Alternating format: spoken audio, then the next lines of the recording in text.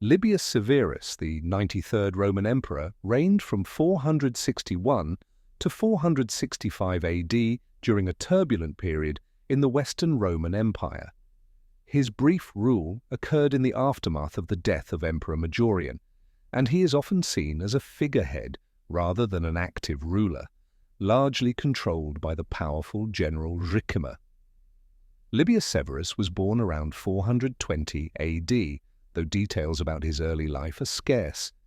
He was likely of humble origins, possibly from a senatorial family, but his exact background is not definitively known. Severus was raised during a time when the Western Roman Empire was plagued by political instability, military decline, and economic hardship. The empire was already in decline by the time of his birth, facing internal strife and external pressures, particularly from barbarian groups like the Visigoths and Vandals. His path to power began after the death of Majorian in 461, who had been seen as a reformer trying to restore the Western Roman Empire's strength. However, Majorian's ambitious policies had made him enemies, especially within the military, and his downfall was largely engineered by Ricimer, a powerful general of Germanic descent, who had risen to prominence in the wake of earlier emperors' failures. Ricimer's control over the imperial throne grew stronger after Majorian's assassination, as he sought to place a puppet emperor on the throne to further his own agenda. It was in this context that Liberius Severus, then an obscure senator, was selected by Ricimer as emperor. Severus had neither the military background nor the political influence to pose a threat to Ricimer's dominance, which made him a suitable choice for a puppet ruler. Liberius Severus's reign was marked by Ricimer's behind-the-scenes control. Severus held the title of emperor, but Ricimer, who was the Magister Militum, master of soldiers, effectively wielded the real power. During Severus's reign, Ricimer acted as the true ruler, making most of the significant decisions, including military matters and political appointments. This arrangement allowed Severus to sit on the throne, while Ricimer dealt with the various challenges facing the empire, from invasions by barbarian groups to internal factionalism.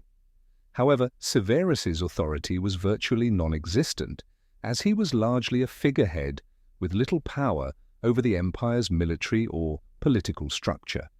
Severus's reign is often seen as one of the most ineffective periods of the Western Roman Empire, with the emperor barely involved in the empire's administration.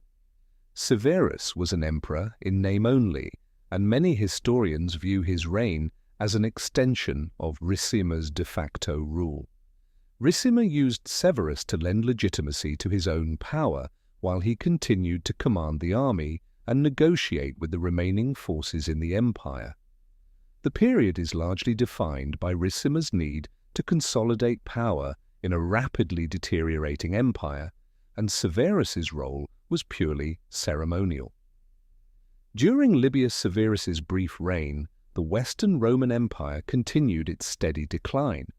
The empire was beset by both external and internal threats. In the 460s, barbarian groups, particularly the Visigoths, Vandals, and Franks, continued to exert pressure on the empire's borders. The Vandals, under their king Genseric, had already established a powerful kingdom in North Africa and had begun to challenge the Western Roman Empire's control of the Mediterranean. Internally, the empire was plagued by political instability. The civil wars, driven by competing factions within the military and aristocracy, only worsened as time went on. Ricimer himself was a key player in these power struggles, but he was unable to stop the empire's decay. Despite Severus's nominal position as emperor, the state of the empire continued to deteriorate under Ricimer's unofficial rule. Severus's reign coincided with the final years of the Western Roman Empire's political existence. While Severus's time on the throne was marked by little action, the consequences of his reign were dire. The collapse of Roman authority and the fragmentation of the empire accelerated. In 463, for instance, Ricimer led an expedition against the Visigoths, which resulted in a temporary cessation of hostilities, but did not resolve the deep-seated problems that plagued the empire. Liberius Severus's reign lasted only 4 years, and in 465 AD he died under circumstances that remain unclear. Some sources suggest that he was ill, or possibly even assassinated, though there is no definitive evidence to support this claim. After his death, Ricimer once again took control of the imperial throne, installing Anthemius as the new emperor. Anthemius was a figure who had more political connections, particularly with the Eastern Roman Empire, and was seen as a stronger candidate for leadership than Severus. Liberius Severus's legacy is largely defined by his impotence as an emperor.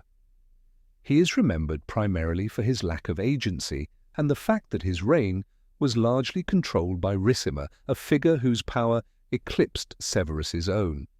His brief rule is often seen as part of the larger collapse of the Western Roman Empire in the 5th century, a time when imperial authority had been hollowed out, and military leaders like Ricimer had more control over the empire than any legitimate emperor. While Severus's reign may not have had significant consequences on its own, it is emblematic of the broader decline of the Western Roman Empire, which continued to unravel in the years after his death.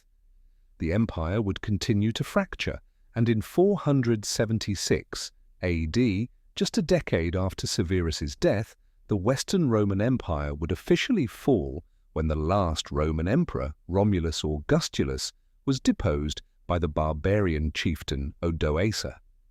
Liberius Severus's reign as the 93rd Roman emperor was a brief and largely inconsequential chapter in the history of the Western Roman Empire. Though he was emperor in name, his power was minimal, and his rule was marked by the overwhelming influence of the general Ricimer. Severus's reign is often seen as an example of the powerlessness of imperial figures in the late Roman Empire, where military leaders held the true reins of authority. His reign was one of the last moments of imperial continuity before the final collapse of the Western Roman Empire.